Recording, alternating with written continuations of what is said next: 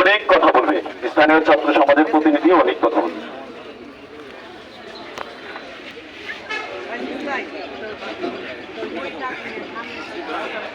আসসালামু আলাইকুম।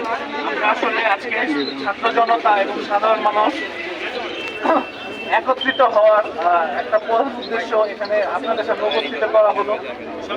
কিছুদিন আগে বিএনপির যে স্থায়ী কমিটি, এখানে আমাদের কোন্ডা ইউনিয়ন বলেন বা দক্ষিণ কালীগঞ্জ বলেন, স্থায়ী কমিটি সভাপতি নুরুল হোসেন নূর, তিনি তার নেতাকর্মীদের নিয়ে ইউনিয়ন পরিষদে অবস্থান করেছেন রীতিমতো একটা বিদ্রোহের মতো, এবং তিনি কিছু বক্তব্য দিয়ে গেছেন যেগুলো সাংবিধানিক বিরুদ্ধে, রাষ্ট্রীয় সংবিধানের বিরুদ্ধে, রাষ্ট্রের বিরুদ্ধে।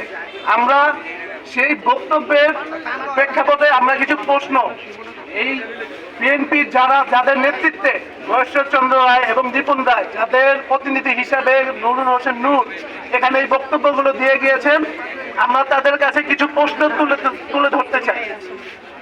আমাদের প্রথম প্রশ্ন হচ্ছে, অবৈধভাবে দায়িত্বপ্রাপ্ত ইউনো এর মানে আসলে কি? কিভাবে একটি রাজনৈতিক দল একজন রাষ্ট্রের সংবিধান অনুযায়ী দায়িত্বপ্রাপ্ত ইউনোকে অবৈধ ঘোষণা করলো, এর ব্যাখ্যা দিতে হবে। নূর বক্তৃতায় বলেছেন, আপনারা বিএনপির নেতা কর্মীরা ইউনিয়ন পরিষদ চালাবেন, আপনাদের বাইরে সচিব মহোদয় কোনো সিদ্ধান্ত নিতে পারবেন না বা নেবেন না। এখন প্রশ্ন হচ্ছে, একজন সচিব কেন রাষ্ট্র কর্তৃক তার উপর অর্পিত যে দায়িত্ব সে অনুযায়ী সে নিজে কেন কোনো সিদ্ধান্ত নিতে পারবেন না? সিদ্ধান্তের জন্য আপনাদের বিএনপি নেতা কর্মীদের থেকে তার অনুমতি নিতে হবে। আপনারা ইউনো এবং ডিসি মহোদয়কে মানেন না বা মানবেন না। আপনারা বাবু ঈশ্বরচন্দ্র রায় এবং নিপুণ রায় যাকে চেয়ারম্যান হিসেবে ডিক্লেয়ার দিবেন বা যাকে দায়িত্ব দিবেন, আপনারা তাকে নিয়ে ইউনিয়ন পরিষদ চালাবেন। এখন আমাদের প্রশ্ন হচ্ছে, যে এই সিদ্ধান্তের বৈধতা এবং বক্তব্যের সাংবিধানিক বৈধতা কতটুকু তা আমরা জানতে চাই। এটা কি সাংবিধানিক পক্ষে নাকি বিপক্ষে, রাষ্ট্রদ্রোহী না রাষ্ট্র বিদ্রোহী? এইসব বক্তব্য আমরা সেটার উত্তর জানতে চাই। আর দুটো কোশ্চেন আছে, আমাদের এ ব্যাপারে ইনশিওর করতে হবে যে আপনারা যে বলে গেলেন আপনাদের মধ্য থেকে ইউনিয়ন পরিষদ নির্বাচন দিয়ে ইউনিয়ন পরিষদ পরিচালনা করবেন, সে ব্যাপারে চেয়ারম্যানের দায়িত্ব যে পালন করবেন সে কি জনগণ কর্তৃক নির্বাচিত কিনা, এবং সার্টিফিকেট সমূহ স্বাক্ষরের ক্ষেত্রে ওই ব্যক্তি রাষ্ট্র কর্তৃক বৈধতা বা যোগ্যতা আছে কিনা।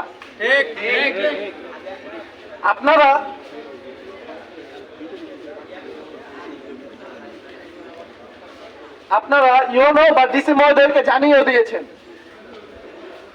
ইউনো এবং ডিসি মহোদয়কে আপনারা জানিয়ে দিয়েছেন যে আপনারা তাদের নির্বাচিত বা তাদের নেতৃত্বের চেয়ারম্যান তারা মানবেন না, আপনারা মানবেন না। আপনারা হচ্ছেন আপনাদের দাদা এবং দিদি ঈশ্বরচন্দ্র রায় এবং নিপুণ রায়, যাকে দিবেন আপনারা তাকে নিয়ে ইউনিয়ন পরিষদ পরিচালনা করবেন। আমাদের প্রশ্ন হচ্ছে, তারা আসলে কে? রাষ্ট্র ব্যবস্থায় কোন পদে তাদেরকে নিয়োগ প্রাপ্ত করা হয়েছে? রাষ্ট্র কি তাদের সে অধিকার দিয়েছে? না, নাকি তারা নিজেরাই রাষ্ট্রের ঊর্ধ্বে? অবশেষে আমি রাষ্ট্রের কাছে অনুরোধ করব, বাবু ঈশ্বরচন্দ্র রায় এবং নিপুণ রায়ের নেতৃত্বে নুরুল হক নূর সহকারে যারা এই কোন্ডা ইউনিয়নে ইউনিয়ন পরিষদ ঘেরাও করে রাষ্ট্রবিদ্রোহী মূলক যে বক্তব্য দিয়েছে তার বিরুদ্ধে ব্যবস্থা গ্রহণ করা হোক। আমাদের সাধারণ মানুষ এবং ছাত্র সমাজের কাম্য। আর সবচেয়ে বড় খবর হচ্ছে, আরেকটা জিনিস আপনাদের হাইলাইটে আসার কথা, জানার কথা, এই রাসেল মেম্বার হচ্ছে বিগত স্বৈরাচার আমলের সবচেয়ে বড় দাপিয়ে বেড়ানো একজন নেতা বা একজন নেতৃবৃন্দ।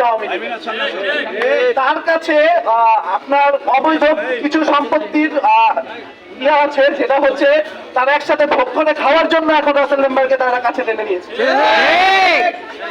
এই জন্য যে কোনো স্বার্থ হোক, সেটা আসলে প্রমাণ নেই, আমরা জানি, যেই স্বার্থেই হোক তাকে প্যানেল চেয়ারম্যান ডিক্লেয়ার করা হয়েছে এবং এই আওয়ামী লীগের দোষরকে এই বিএনপি কর্তৃক তাকে পুনর্বাসনের ব্যবস্থা করা হচ্ছে। তাকে কিভাবে প্যানেল চেয়ারম্যান ডিক্লেয়ার দেওয়া হলো, আমরা এই প্রশ্ন জানতে চাওয়ার পরে আমাদের বিভিন্ন ভাবে চাপ প্রয়োগ করে আমরা যেন রাসেল মেম্বারের বিরুদ্ধে কোনো পদক্ষেপ না নিতে পারি তার জন্য তারা আমাদের চাপ প্রয়োগ করে।